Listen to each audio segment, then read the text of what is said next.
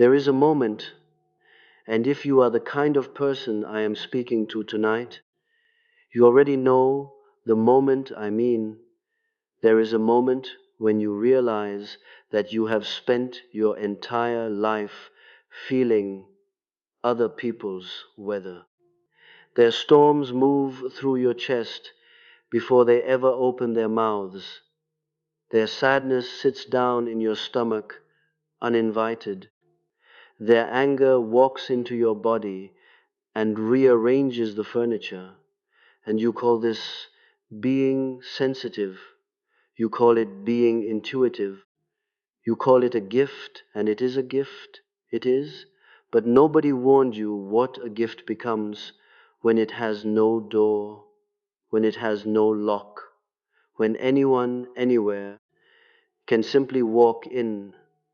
Tonight I want to talk to you about that person, the one who feels everything and was never taught how to stop drowning in it. And I want to talk to you about what happens on the other side, because there is another side, what happens when that person finally, finally heals. Because I promise you, the healing does not look like what you think. It does not look like softness multiplied. It does not look like becoming more available, more open, more endlessly giving. No. The healed empath becomes something far stranger, far quieter, and far more dangerous to the world around them than anyone expected. And the people who loved you when you were bleeding, some of them will not survive your healing. Not because you leave them, but because you stop leaking. And it turns out an alarming number of people had built their entire house on your leak. Sit with that for a moment, because everything I say tonight is going to circle that one truth like a hawk circles a field before it drops. You were not born broken. I want to say that plainly at the very beginning, because so much of what follows will sound like a diagnosis, and it is not a diagnosis, it is a description of a becoming. You were born permeable, wide open, a nervous system tuned like a satellite dish to the emotional frequencies of every room you ever walked into. Some of you were the child who could tell, before anyone spoke, that the marriage in the next room was ending. Some of you were the one who absorbed your mother's depression like a sponge absorbs water, until you could no longer tell where her sadness ended and your personality began. Some of you learned at 4 years old, at 6 years old, at 9 years old, that your job, your actual job, unspoken but absolute, was to monitor the emotional temperature of the house and adjust yourself accordingly. Be smaller when father is tense. Be brighter when mother is fading. Disappear when the air gets sharp. You did not choose this. Nobody sits a child down and says, "From now on, you will carry what the adults around you cannot hold." It happens silently, the way water finds the lowest point in a landscape. You were the lowest point. Everything ran downhill into you. And so you grew up gifted and gutted at the same time. Gifted with a perception so fine it could read a held breath across a room. Gutted because nobody ever taught you the other half of the gift, the half where you get to close, where you get to say, "This feeling is not mine. I will not carry it. I will feel it pass through me like weather passes through a valley, and then I will return to my own shape." Nobody taught you that shape existed.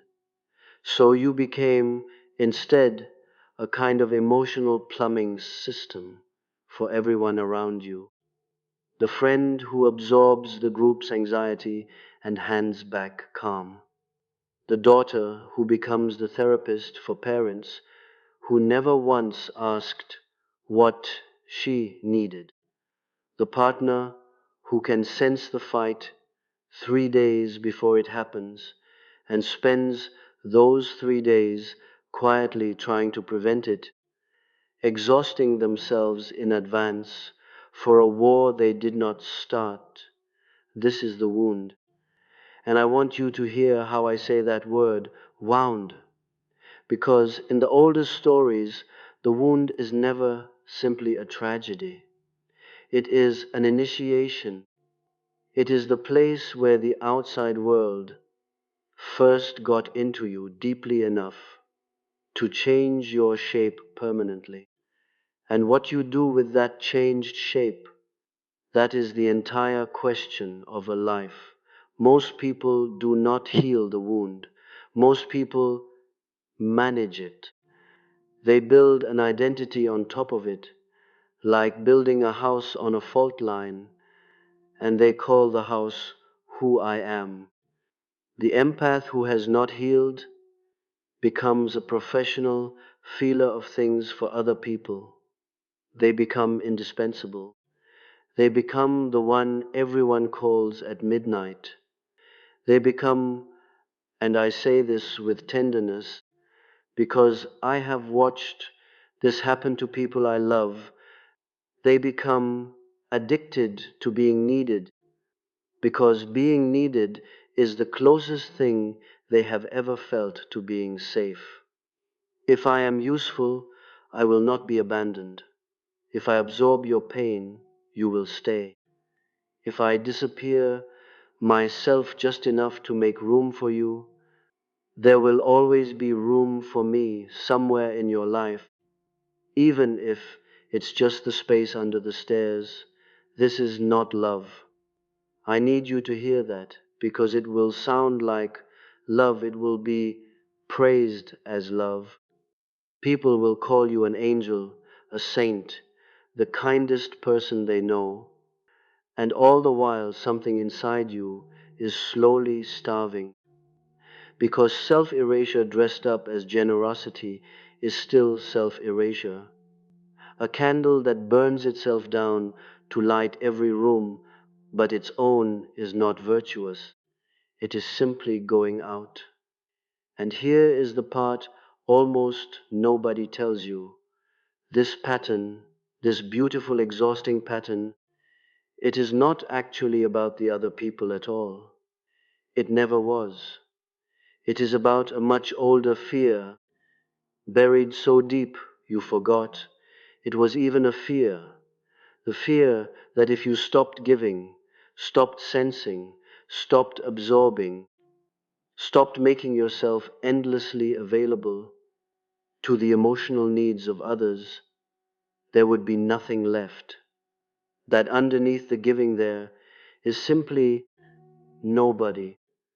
That you built the entire architecture of your personality on being useful to other people's inner weather, because you were never given the chance to develop a self that could stand on its own, unweathered, unowned, whole. This is the crisis. And every one of you who has ever collapsed from compassion fatigue, every one of you who has ever given until your hands shook, every one of you who has ever sat alone at the end of a long day of holding everyone else together and felt a hollow so vast it frightened you, you have already met this crisis. You may not have named it, but you have felt its teeth now. Here is where the story usually goes wrong, and I want to warn you about it before we go any further, because the wrong turn is so tempting it looks like the right one. The wrong turn is to try to heal by becoming less sensitive, by numbing. by walling off. Some of you have tried this. You've read the books about narcissists and toxic people, and you've built a fortress, and for a while it feels like relief. Finally, silence, finally, other people's feelings staying on their own side of the fence. But a fortress is not healing. A fortress is just the wound wearing armor. You have not become whole, you have become closed. And a closed empath is a strange, sad thing, still feeling everything underneath, but now cut off from their own gift as well as everyone else's need, isolated on both sides, twice as alone as before, just with better boundaries around the loneliness. That is not what I am here to describe tonight. I am here to describe something else entirely, something almost nobody talks about, because so few people ever actually arrive at it. I am talking about integration. I am talking about the empath who does not close the door and does not leave it wide open either, who instead learns to stand in the doorway as its keeper, who learns that sensitivity was never the problem. The problem was that nobody ever taught you sovereignty. And sovereignty does not come from reading a book about boundaries. It does not come from a weekend workshop, though workshops can point the way. Sovereignty comes from doing something almost everyone in this room has spent their whole life avoiding. It comes from turning around and looking directly at what is inside you that you have been running from by fixing everyone else. This is the part of the journey I want to walk through with you slowly, because it is the part that changes everything, and it is the part that nobody warns you is dark before it becomes light, every empath I have ever known. And I do not say this to wound you. I say it because it is the doorway. Every empath I have ever known has a shadow made of exactly the things they refuse to feel in themselves while feeling everything in everyone else. You who are so quick to sense another person's anger, how comfortable are you with your own? You who can detect the faintest tremor of someone else's grief across a crowded room. When was the last time you let yourself grieve fully without immediately turning to comfort someone else instead? You who absorb other people's shame so instinctively that you don't even notice you're doing it. What is the shame you have never once let yourself look at directly? This is the great irony, and it is almost comedic if it weren't so tender. The empath, who appears to feel everything, is often the person most skilled in the world at not feeling their own feelings. All of that outward sensing is, very often, an exquisitely refined form of avoidance.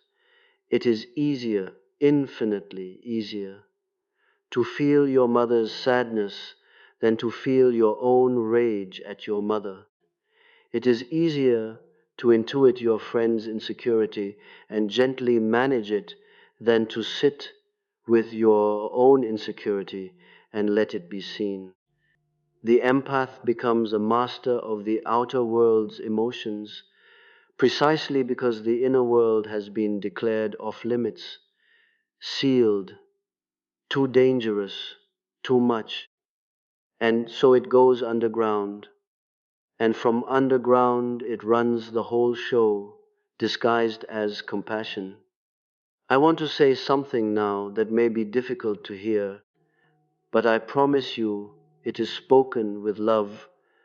the way a good surgeon speaks with love even while making the necessary cut. Your endless giving, the giving that has cost you your health, your peace, sometimes your very sense of self, that giving has, more often than you would like to admit, been a way of not meeting yourself. Every time you rush to soothe someone else's pain, ask yourself, gently, without cruelty, what am I not soothing in myself by doing this? Every time you cannot rest until everyone around you is okay, ask, what have I never let myself need out loud without apology? This is not an accusation. It is an invitation into the only door that leads to real healing, the door marked descend. Because here is the truth the ancients understood, and modern comfort has tried very hard to make us forget. You cannot heal what you will not first descend into. You cannot integrate a shadow you refuse to visit. And the empath's particular and terrible gift, the gift of feeling everyone else's darkness with perfect clarity while remaining a stranger to their own. This gift must, at some point, be turned inward, or it will consume the very person who carries it. So, what does the descent look like? Let me tell you, because I have watched it and I have lived pieces of it myself, and it does not look like the serene photographs of healing you see scattered across the world, telling you to just breathe and let go. It looks like grief. It looks like rage you didn't know you were carrying, arriving all at once, sometimes decades late, sometimes at the most inconvenient possible moment, because grief and rage do not check your calendar before they arrive. It looks like sitting with the specific memory of the moment you first learned that your own needs were an inconvenience, and letting yourself feel, finally, how much that cost you. It looks like meeting the parts of yourself you have spent your entire life feeling for other people instead.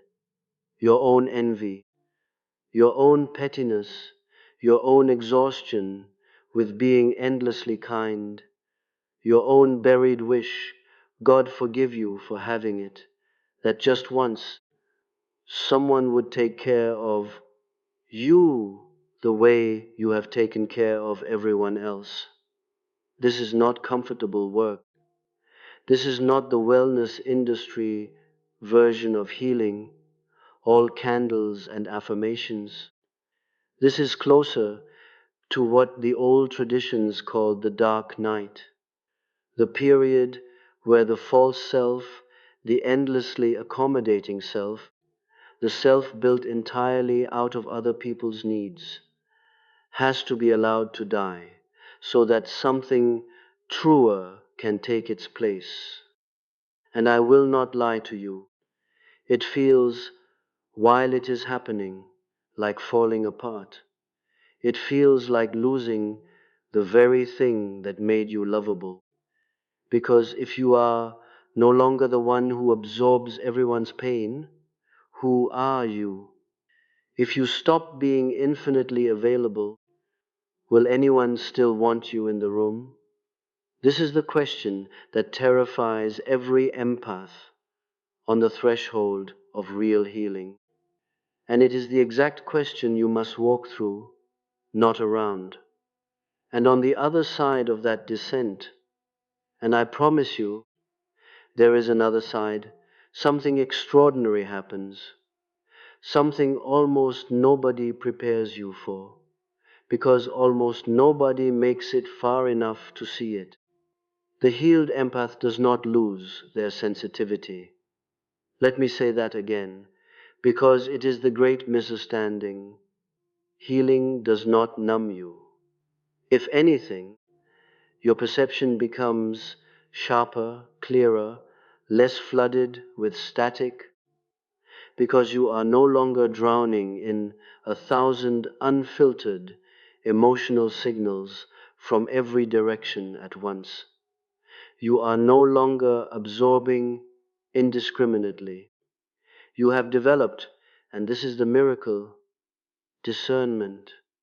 You can feel a room's emotional temperature and know immediately, cleanly, which parts of it are yours to hold and which parts belong to someone else and were never yours to carry in the first place.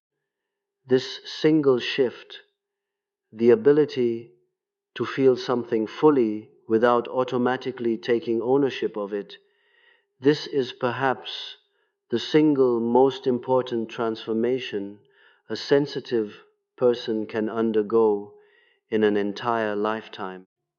Where once you would walk into your friend's grief and disappear into it, now you can stand beside your friend's grief, feel its full weight, offer your whole presence to it, and still remain yourself, still have a floor beneath your feet, still know with absolute certainty where you end and they begin. This is not coldness. I want to be very clear about that, because so many people confuse boundaries with coldness, and nothing could be further from the truth. A boundary is not a wall keeping love out. A boundary is the edge of a vessel that allows love to be held instead of spilled uselessly across the floor. Water without a cup is just a puddle. The cup does not diminish the water. The cup is what allows the water to be drunk, to nourish, to matter. The healed empath becomes a cup. And this simple, almost unremarkable sounding shift is precisely what terrifies everyone around them. Let me tell you why. Because the reasons are not what you'd expect. The first reason is this: an entire ecosystem of relationships was built around your permeability, and permeability, once it disappears, changes the whole ecosystem whether anyone wants it to or not. Think of every relationship in your life that depended on you having no edges. The family member who could always dump their crisis on you at any hour, certain you would rearrange your entire evening to receive it. The friend who never once had to consider your feelings because you were so busy considering theirs that they never had to develop the muscle. The partner who could raise their voice, spiral into their anxiety, disappear into their moods, always trusting that you would absorb the impact and smooth things over, because that is what you had always done. That is the role you had unknowingly auditioned for and won a lifetime ago.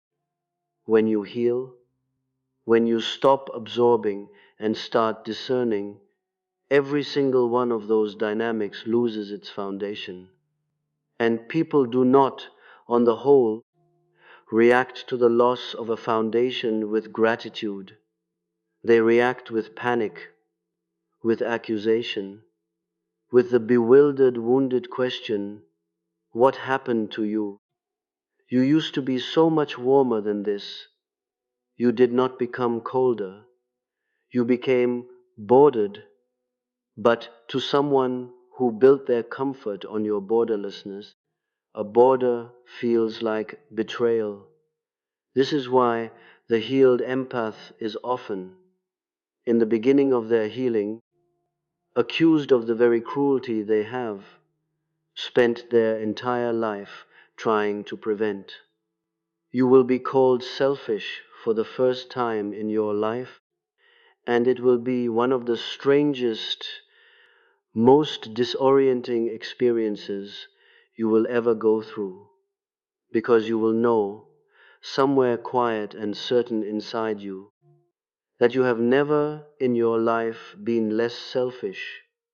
You have simply stopped being selfless to the point of self erasure, which the people benefiting from your erasure had, without ever quite admitting it to themselves, come to depend on as though it were the natural order of things. The second reason your healing terrifies people is deeper and stranger, and it goes to the very heart of what I have spent my whole life trying to understand about the human psyche. When you stop absorbing other people's darkness, they have to feel it themselves. And most people, I say this with compassion, because I include myself in this, most people have organized their entire lives around not feeling their own darkness directly. They have found, whether they know it or not, people like you, open, permeable, endlessly willing to feel things on their behalf, to sense their unspoken anger before they have to own it, to intuit their grief and manage it for them so gently they never have to sit with it themselves. You have been, without ever agreeing to the role, an unpaid emotional undertaker for the people around you, quietly disposing of feelings they did not want to bury themselves.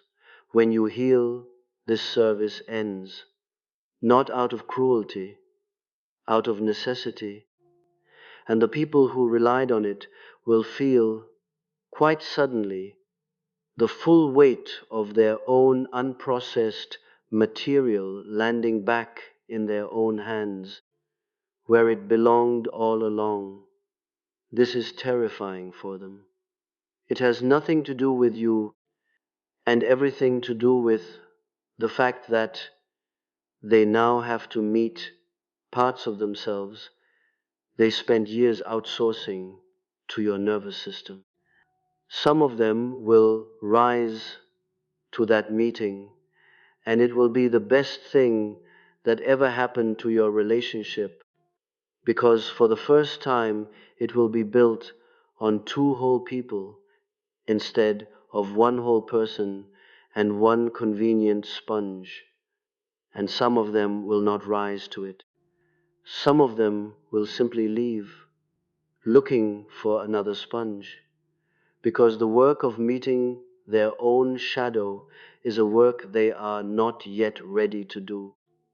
And I want to tell you now, early, so that it does not shatter you later, that is not your failure. That was never your responsibility to prevent. There is a third reason, and it is the deepest one, and it is the one I most want you to carry out of this room tonight. A healed empath is a living reminder that transformation is possible. And nothing is more threatening to a person who has decided, consciously or not, that they will never do the difficult inner work of meeting their own shadow, than proof, walking around in a body they know that it can be done. Your healing is not neutral information to the people around you. It is an indictment, however silent, however unintended. It says, I did the thing you have been telling yourself is impossible. It says, the excuses you have built your identity around, I've heard them, I made them too, and I found my way through them anyway. People do not always thank the ones who show them a door they are not yet brave enough to walk through. Sometimes they resent them for it. Sometimes they would rather you stayed exactly as broken as they remember you. so their own stagnation could continue to feel like the reasonable choice. This is an old pattern in the human story, older than any of us. The one who returns transformed is rarely welcomed with open arms by the world they left behind unchanged. They are questioned, they are tested, sometimes they are punished for the audacity of having grown. This is not a flaw in you. This is simply what it costs to become someone your old life did not plan for. So let me tell you, plainly and without decoration, what the healed empath actually becomes, because I think you deserve the full picture, not just the warning. The healed empath becomes someone who can walk into a room full of grief and offer their whole undivided presence without dissolving into it. They become someone whose compassion is no longer compulsive but chosen, and chosen compassion is worth infinitely more than compulsive compassion because it is freely given rather than desperately extracted from a person who does not know how to say no. The healed empath becomes someone who can hear an angry voice without their whole body collapsing into appeasement, because they have finally learned deep in the muscle that another person's anger is information, not an emergency they are required to personally resolve. They become someone who can sit with their own pain long enough to actually metabolize it instead of transmuting it instantly into service for someone else's pain, which was never real healing at all, only a very elegant form of avoidance. The healed empath becomes discerning rather than absorbing. They become someone whose kindness has teeth, whose gentleness has a spine, whose softness is no longer confused by themselves or by anyone else with weakness. They become someone who can say the word no without a 3-paragraph apology trailing behind it like a wounded animal. They become someone who can be loved without having to earn that love through constant, exhausting usefulness.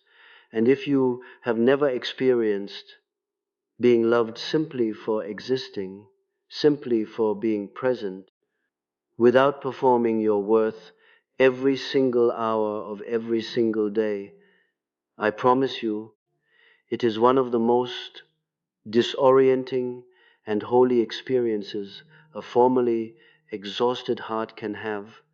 They become someone who can finally receive.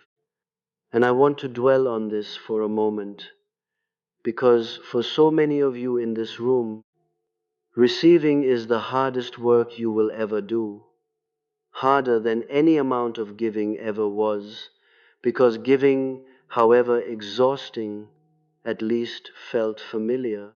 Receiving asks you to believe you are worth the gift. It asks you to sit still while someone else takes care of you without immediately scanning the room for a way to make yourself useful enough to deserve it. It asks you to trust that love does not have to be earned through constant emotional labor, that it can simply be given freely the way you have been giving it freely to everyone but yourself for your entire life. The healed empath becomes someone whose presence in a room changes the room, not because they are absorbing its chaos, but because they are so settled in themselves that others, almost without noticing, begin to settle too. This is a completely different kind of influence than the exhausting, hypervigilant caretaking of the wounded empath. It is quieter. It costs nothing. It is not performed. It simply radiates the way warmth radiates from a fire that does not need an audience to keep burning. And here is perhaps the strangest, most beautiful part of what I have watched happen in the people who have done this work. The healed empath becomes far more useful to the world than the wounded one ever was. But the usefulness looks completely different. The wounded empath is useful the way a flood is useful to a dry field, overwhelming, indiscriminate, eventually destructive to the very thing it was trying to nourish. The healed empath is useful the way a well is useful, contained, reliable, deep.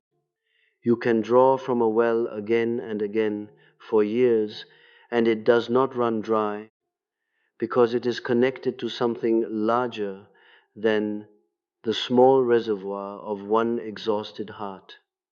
It is connected to a source, and that source only opens once you have done the frightening work of descending into your own depths instead of endlessly mapping everyone else's. I want to say one more thing about why this transformation is not simply personal, but necessary, because I think we have made the mistake in this age of endless self improvement talk, of treating healing as a private hobby, a matter of individual comfort, when in truth it has always been something far larger than that. Every relationship you heal within yourself, every pattern of absorbing what is not yours, every habit of erasing yourself to keep the peace, every reflex to feel other people's feelings instead of your own, every one of these you transform does not just change your life. It changes the pattern that gets handed down. It changes what the people around you learn is possible. It changes if you have children or will have children or influence anyone younger than yourself in any capacity at all, what they will believe love is supposed to cost. This is not small work. This is the quiet, unglamorous, generational work of breaking a chain that has probably been running through your family unnamed for longer than anyone currently alive can trace. So when I say the healed empath terrifies everyone, I do not mean this as a discouragement. I mean it as a kind of proof. If your healing did not disturb anything, it probably was not healing. It was just a more comfortable arrangement of the same old wound. Real transformation always disturbs the field around it, because the field had organized itself, consciously or not, around your staying exactly as you were. Let them be disturbed. Let the ones who only wanted your permeability feel the strange new shape of your edges. Let the ones who called your boundaries selfish sit with that discomfort long enough to ask themselves an honest question about what they were actually asking of you all those years. Some of them will grow alongside you, some of them will not, and you will grieve that, and the grief will be real, and I will not stand here and tell you it won't hurt, because pretending transformation is painless is its own kind of lie, and I did not come here tonight to lie to you. But on the other side of that grief is a life you have not yet let yourself fully imagine. A life where your sensitivity is a precision instrument instead of an open wound. A life where you can walk into any room in the world, feel everything in it with total clarity, and still know, without a single doubt, exactly where you end and it begins. A life where you give because you choose to, not because you are terrified of what happens if you stop. A life where you are loved for your presence and not merely tolerated for your usefulness. A life where, for the first time since you were a small child, standing in a doorway, reading the emotional temperature of a house that never once asked how you were doing. For the first time, you get to come home, not to a house. To yourself, that is what a healed empath becomes. Not harder, not colder, not less feeling, but sovereign, whole. A cup instead of a puddle, a well instead of a flood. Someone whose compassion finally has a foundation strong enough to hold the weight of the world it keeps trying to carry. And yes, it will terrify some of the people who loved you broken. Let it. Because you were never put on this earth to stay small enough to keep everyone else comfortable. You were put here, I believe, to do the harder and holier thing, to descend into your own darkness until you found the light that had been buried there all along, and then to walk back out into the world, not as someone who feels everything for everyone, but as someone who has finally learned to feel for themselves. That is not the end of your gift. That is the beginning of what your gift was always meant to become. So go descend. Meet what you have been avoiding. Grieve what needs grieving. Rage at what deserves your rage. And then rise, not as the flood you used to be, but as the well the world will need you to become. They will not all understand it. Some of them will even fear it. Let them. You did not come this far to stay comfortable. You came this far to come home.